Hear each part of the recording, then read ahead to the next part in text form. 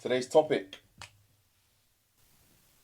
knowing when to stop the bulk or cut. Okay, that's the topic of discussion for today. So stay tuned. Before we start, make sure you follow up my social media. Okay, let's get into this. Now, this is something that most lifters, new and intermediate gym goers, butcher. And that's knowing when to stop the bulk and knowing when to stop the cut. To be fair, even most lifters who've been lifting for a while, I see a lot of people overdo it with the bulk. Some people don't really go far with the cut, but generally with the bulk, literally. Some guys bulk to the point where you're wondering if they even work out. Others cut till their biceps become the size of their wrist. Neither extreme is the move. First up, when to stop the bulk. Bulking is generally fun, okay? You're eating more, lifting heavier, watching the scale climb. It feels like progress. But here is the catch. Not all weight gain is muscle. The first sign and the clearest sign that it's time to pull the plug is when fat gain outpaces muscle gain. Now, naturally, some fat is expected, of course. But if your waistline is growing faster than your chest, arms, or back, you're simply building a fluffier version of yourself. It's better to check these things statistically by taking measurements of your waist, arms, back, and chest before the bulk, okay? And then monitor it progressively over maybe 4-6 weeks. But you can use a more elementary method by using a good old classic eye test. And if the weight gain is becoming visually apparent, you can either stop the bulk entirely or reduce the surplus caloric amount. So let's say you're 500 over your TDEE. Go down to 200 over your TDEE. Does that make sense? A more practical guideline for men is once your body fat reaches around 18 to 21%, chill with the bulk. And for women, 29 to 32%. The efficiency of building lean mass drops off. Forbes 1987, Dulo and Cole 1997. Basically, the higher your body fat, the more likely extra calories are stored as fat, rather than fueling muscle growth.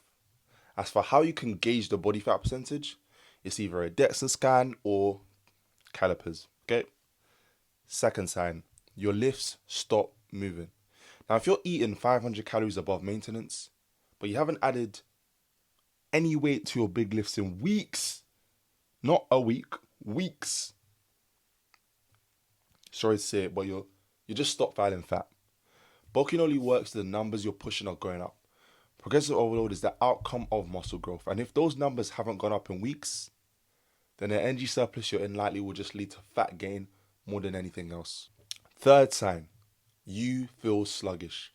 A smart bulk should fuel training, not make you feel like you need a nap after walking up the stairs. Constant bloating, poor sleep, and low energy are signals the bulk is not productive anymore.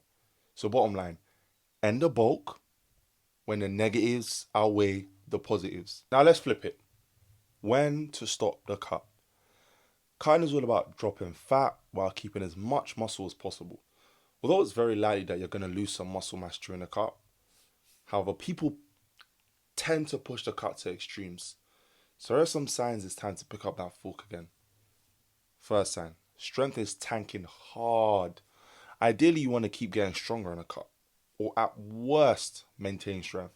However, a small dip is quite normal. But if your big lifts are nose diving, like really fast, you're likely burning through muscle mass, and that's a huge red flag. Second, you've reached enough levels. For men, that's typically 10 to 12% body fat. For women, 18 to 22%. Push past this and recovery, hormones and energy all start to plummet. Now, unless you're stepping on stage as a bodybuilder or shooting content that requires that level of leanness, going leaner usually costs more than it gives. You can ask any bodybuilder, natural or not, in the final few weeks of prep for a contest. Third, life qualities in the car. If you're moody, obsessed with food, and can't function socially without snapping at people, the cut's gone too far. Fitness should enhance life, not make you unbearable to be around. So if you feel like your mental and social life being impacted to a certain degree, it's time to stop the cut. Just like bulking, end the cut when the negatives outweigh the positives. It's that simple.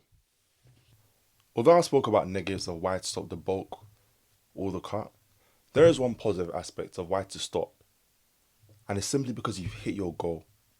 When you've set out to either lift a particular number in regards to a lift or reach a certain body fat, then it's time to wrap it up and enjoy the fruits of your labour for a while. There's no need to decide to push harder on either end. And if you did, it's better you at least stop the bulk or the cut for a decent period, then go after that newer, more difficult goal. Make sense? At the end of the day, the aim isn't to live in either extreme. It's to build and maintain a physique that's strong, lean, and healthy year round. Bulk smart, cut smart, and remember, nobody cares if you're on a bulk or a cut. They care about what you actually look good with the physique you have.